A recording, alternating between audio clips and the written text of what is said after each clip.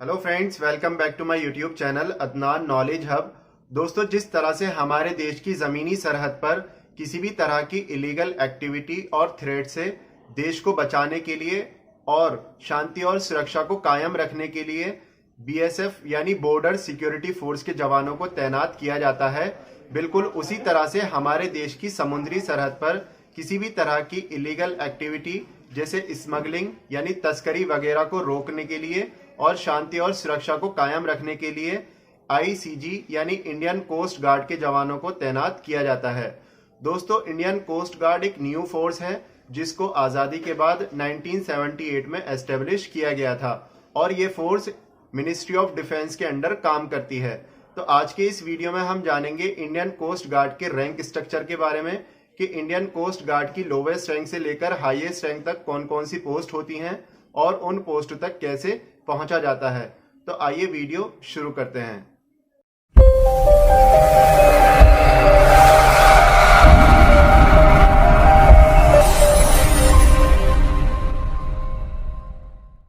दोस्तों, Indian arm forces यानी Indian army, Indian navy और इंडियन एयर फोर्स की तरह ही इंडियन कोस्ट गार्ड में भी 3 तरह के ऑफिसर्स होते हैं।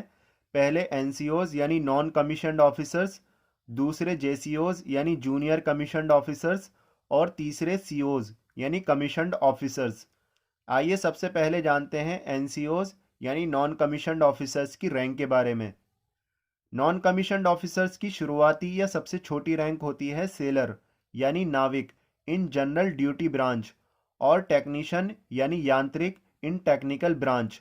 इसकी पहचान के लिए नाविक और यांत्रिक के शोल्डर पर सिर्फ और सिर्फ सादा पैच लगा होता है, जैसा कि आप देख पा रहे हैं। नाविक की पोस्ट के लिए 12th क्लास कंपलसरी है साइंस स्ट्रीम से और यांत्रिक की पोस्ट के लिए 10th के बाद डिप्लोमा होना कंपलसरी होता है। नॉन कमीशन्ड ऑफिसर्स की सेकंड रैंक होती है उत्तम नाविक इन जनरल ड्यूटी ब्रांच और उत्तम यांत्रिक इन टेक्निकल ब्रांच। इसकी पहचान के लिए उत्तम नाविक और उत्तम यांत्रिक के शोल्डर पर एक एंकर बना होता है। एंकर शिप को रोकने के लिए यूज़ किया जाता है। उत्तम नाविक और उत्तम यांत्रिक के शोल्डर पर यह एंकर अपनी खुद की इम्पोर्टेंस को शो करता है और इस पोस्ट पर सिर्फ और सिर्फ एक्सपीरियंस के बाद प्रमोशन के थ्रू ही पहुंचा जाता है। नॉन कमीशन्ड ऑफिसर की थर्ड रैंक होती है प्रधान नाविक इन जनरल ड्यूटी ब्रांच और प्रधान यांत्रिक इन टेक्निकल ब्रांच। इसकी पहचान के लिए प्रधान नाविक और प्रधान यांत्रिक के शोल्डर पर एक की जगह 2 एंकर बने होते हैं और साथ में एक नेशनल एम्बलम भी बना होता है। इस पोस्ट पर भी प्रमोशन के थ्रू ही पहुंचा जाता है। आइए अब जानते हैं जेसीओज यानी जूनियर कमीशन्ड ऑफिसर्स की रैंक के बारे में। जूनियर कमीशन्ड ऑफिसर की शुरुआती या सबसे छोटी रैंक होती है अधिकारी इन जनरल ड्यूटी ब्रांच और सहायक इंजीनियर इन टेक्निकल ब्रांच। इसकी पहचान के लिए अधिकारी और सहायक इंजीनियर के शोल्डर पर एक एंकर बना होता है लोटस रीद यानी कमल की फूल की माला के अंदर। इस पोस्ट के लिए कई बार डायरेक्ट एग्जाम्स भी कंडक्ट कराए जाते हैं और इस पोस्ट पर प्रमोशन के थ्रू भी पहुंचा जाता है। जूनियर कमीशन्ड ऑफिसर की सेकंड रैंक होती है उत्तम अधिकारी इन जनरल ड्यूटी ब्रांच और उत्तम सहायक इंजीनियर इन टेक्निकल ब्रांच। इसकी पहचान के लिए उत्तम अधिकारी और उत्तम सहायक इंजीनियर के शोल्डर पर एक की जगह 2 एंकर लोटस रीद के अंदर लगे होते हैं और साथ में एक वाइट कलर की स्ट्रिप भी लगी होती है। इस पोस्ट पर भी प्रमोशन के थ्रू ही पहुंचा जाता है।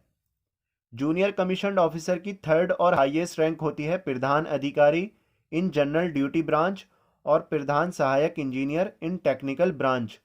इसकी पहचान के लिए प्रधान अधिकारी और प्रधान सहायक इंजीनियर के शोल्डर पर एक नेशनल एम्बलम लोटस रीद के अंदर लगा होता है और साथ में 2 वाइट कलर की स्ट्रिप भी लगी होती हैं। यहाँ पर ध्यान देने वाली बात यह है कि नॉन कमीशन्ड ऑफिसर्स का प्रमोशन सिर्फ और सिर्फ जूनियर कमीशन्ड ऑफिसर की रैंक तक ही हो सकता है। आइए अब जानते हैं सीओज यानी कमीशन्ड ऑफिसर्स की रैंक के बारे में। कमीशन्ड ऑफिसर की सबसे पहली या सबसे शुरुआती रैंक होती है असिस्टेंट कमांडेंट अंडर प्रोबेशन यानी अंडर ट्रेनिंग। इसकी पहचान के लिए असिस्टेंट कमांडेंट के शोल्डर पर एक गोल्डन कलर की स्ट्रिप और एक गोल्डन कलर का स्टार लगा होता है और सबसे ऊपर गोल्डन कलर का ही एक छोटा सा बटन लगा होता है। ये बटन असिस्टेंट कमांडेंट की रैंक से लेकर इंडियन कोस्ट गार्ड की हाईएस्ट रैंक तक सभी के शोल्डर पर लगा होता है। इस पोस्ट पर डायरेक्ट एग्ज़ाम के थ्रू ही पहुंचा जाता है। कोई भी कैंडिडेट साइंस बैकग्राउंड से ग्रेजुएशन के बाद इस पोस्ट के लिए अप्लाई कर सकता है। कमीशन्ड ऑफिसर की सेकंड रैंक होती है असिस्टेंट कमांडेंट, लेकिन इसकी पहचान के लिए असिस्टेंट कमांडेंट के शोल्डर पर एक की जगह 2 स्ट्रिप्स और एक स्टार लगा होता है। इस पोस्ट पर 2 साल के probation period as an assistant commandant रहने के बाद पहुंचा जाता है। यहाँ पर ध्यान देने वाली बात यह है कि इंडियन कोस्ट गार्ड की शुरुआती दोनों पोस्ट असिस्टेंट कमांडेंट की ही होती हैं, लेकिन सबसे पहले असिस्टेंट कमांडेंट अंडर प्रोबेशन यानी अंडर ट्रेनिंग काम करना पड़ता है। उसके 2 साल के बाद असिस्टेंट कमांडेंट इंडिपेंडेंट वर्क करता है। कमीशन्ड ऑफिसर की थर्ड रैंक होती है डेप्यूटी कमांडेंट। इसकी पहचान के लिए डेप्यूटी कमांडेंट के शोल्डर पर 3 स्ट्रिप्स और एक स्टार लगा होता है, जिसमें मिडिल स्ट्रिप बाकी 2 स्ट्रिप के मुकाबले में थिन यानी पतली होती है। इस पोस्ट पर भी प्रमोशन के थ्रू ही पहुंचा जाता है। इनफैक्ट इंडियन कोस्ट गार्ड में कमीशन्ड ऑफिसर्स की शुरुआत एज एन असिस्टेंट कमांडेंट से होती है। उसके बाद इंडियन कोस्ट गार्ड की हाईएस्ट रैंक तक सभी पोस्ट पर सिर्फ और सिर्फ प्रमोशन के थ्रू ही पहुंचा जाता है, और डेप्यूटी कमांडेंट की पोस्ट पर पहुंचने के लिए 6 साल की कमीशन सर्विस करना कंपलसरी होता है। कमीशन्ड ऑफिसर की फोर्थ रैंक होती है कमांडेंट ऑफ जूनियर ग्रेड।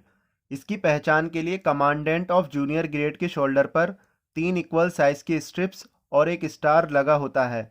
इस पोस्ट पर पहुंचने के लिए 11 से 13 साल की कमीशन सर्विस करना कंपलसरी होता है। कमीशन्ड ऑफिसर की फिफ्थ रैंक होती है कमांडेंट ऑफ सीनियर ग्रेड। इसकी पहचान के लिए कमांडेंट ऑफ सीनियर ग्रेड के शोल्डर पर 4 इक्वल साइज की स्ट्रिप्स और एक स्टार लगा होता है। यहाँ पर ध्यान देने वाली बात यह है कि इंडियन कोस्ट गार्ड की असिस्टेंट कमांडेंट अंडर प्रोबेशन की रैंक से लेकर कमांडेंट ऑफ जूनियर ग्रेड तक सभी पोस्ट पर प्रमोशन सिर्फ और सिर्फ टाइम बेस्ड होता है। इट मीन्स इन पोस्ट पर प्रमोशन एक लिमिटेड टाइम की सर्विस पूरी करने के बाद श्योरली हो ही जाता है, जबकि कमांडेंट ऑफ सीनियर ग्रेड की रैंक से लेकर इंडियन कोस्ट गार्ड की हाईएस्ट रैंक तक प्रमोशन टाइम बेस्ड होने के साथ साथ सिलेक्शन बेस्ड भी होता है। इट मीन्स इन पोस्ट पर प्रमोशन किसी भी ऑफिसर का उसकी वर्क परफॉर्मेंस और ACR यानी एनुअल कॉन्फिडेंशियल रिपोर्ट के बिहाफ पर होता है। कमीशन्ड ऑफिसर की सिक्स्थ रैंक होती है डेप्यूटी इंस्पेक्टर जनरल। इसकी पहचान के लिए डेप्यूटी इंस्पेक्टर जनरल के शोल्डर पर एक थिक स्ट्रिप यानी चौड़ी स्ट्रिप और एक स्टार लगा होता है। कमीशन्ड ऑफिसर की सेवन्थ रैंक होती है इंस्पेक्टर जनरल। इसकी पहचान के लिए इंस्पेक्टर जनरल के शोल्डर पर एक थिक स्ट्रिप के साथ एक थिन स्ट्रिप और एक स्टार लगा होता है, या फिर एक नेशनल एम्बलम, एक सैबर यानी तलवार और एक बैटन यानी छड़ी क्रॉस फॉर्म में और 2 स्टार्स लगे होते हैं। कमीशन्ड ऑफिसर की 8th और हाईएस्ट रैंक होती है डायरेक्टर जनरल, जिसको चीफ ऑफ ICG यानी chief of Indian coast guard भी बोला जाता है, और ये इंडियन नेवी की वाइस एडमिरल रैंक के बराबर होती है। इसकी पहचान के लिए डायरेक्टर जनरल के शोल्डर पर एक थिक स्ट्रिप के साथ 2 थिन स्ट्रिप्स और एक स्टार लगा होता है, या फिर नेशनल एम्बलम के साथ एक सैबर और एक बैटन क्रॉस फॉर्म में 3 स्टार्स के साथ लगे होते हैं। और अभी हमारे देश के DG ICG यानी director general of Indian coast guard हैं कृष्ण स्वामी नटराजन, जो कि देश के 23वें DG ICG हैं और 1 जुलाई 2019 से इस पोस्ट पर बने हुए हैं। आइए अब देखते हैं इंडियन कोस्ट गार्ड की एक शॉर्ट वीडियो।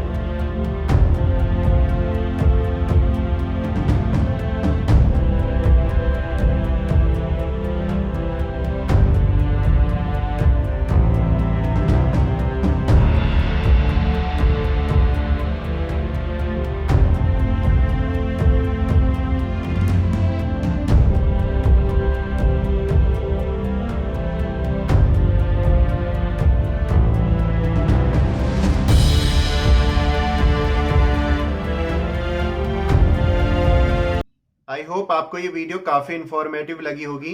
दोस्तों इसी तरह से अगर आप Indian police, Indian army, Indian navy और इंडियन एयरफोर्स के रैंक स्ट्रक्चर के बारे में जानना चाहते हैं तो आप मेरे चैनल की प्लेलिस्ट में जाकर देख सकते हैं और इन वीडियोस का लिंक मैंने अपनी इस वीडियो के डिस्क्रिप्शन में भी दे दिया है, तो आप वहां जाकर भी इन वीडियोस को देख सकते हैं।